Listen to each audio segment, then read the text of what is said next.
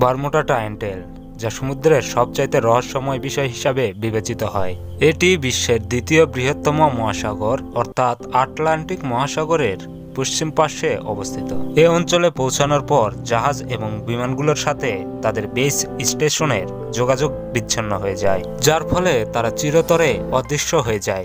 আসলে বারমুডা ট্রায়াঙ্গেলের আসল রহস্য কি? কেন এটি বড় বড় প্লেন বা জাহাজকেও নিস্তার দেয় না? আজ অবধি 150টিরও বেশি জাহাজ এবং বড় বড় বিমান এই রহস্যময় অঞ্চলে অদৃশ্য হয়ে যায়। এই বিষয়ে আজ অবধি কারো কাছে কোনো সঠিক তথ্য নেই।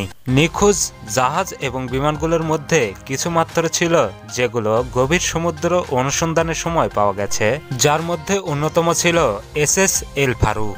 এই জাহাজটি 2015 সালে ফ্লোরিডা থেকে ওয়েব তৈরি করে যাওয়ার সময় হঠাৎ রাডার থেকে অদৃশ্য হয়ে যায়। এরপরে সমুদ্রের 4600 মিটার গভীর থেকে জাহাজটিকে উদ্ধার করা হয়। তবে জাহাজটির সঙ্গে ঠিক কী ঘটেছিল আর এর ক্রু সদস্যরা কোথায় হারিয়ে গেছে তা আজও অজানা। বারমুডা ট্রায়াঙ্গেল যুক্তরাষ্ট্রের ফ্লোরিডা থেকে পুয়ের্তো দৈর্ঘ্য পর্যন্ত এবং তারপর বারমুডা দ্বীপ থেকে আবার ফ্লোরিডা পর্যন্ত বিস্তৃত একটি অঞ্চলকে বলা হয়। এই অঞ্চলটি ত্রিভুজ আকার হওয়ার কারণে বারমুডা ট্রায়াঙ্গেল বলা হয়, যা প্রায় 8 লক্ষ বর্গ কিলোমিটার এলাকা জুড়ে বিস্তৃত।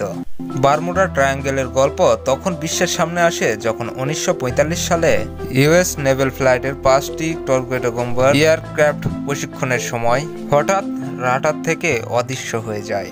এই বিমানে 14 জন ক্রু সদস্য ছিলেন।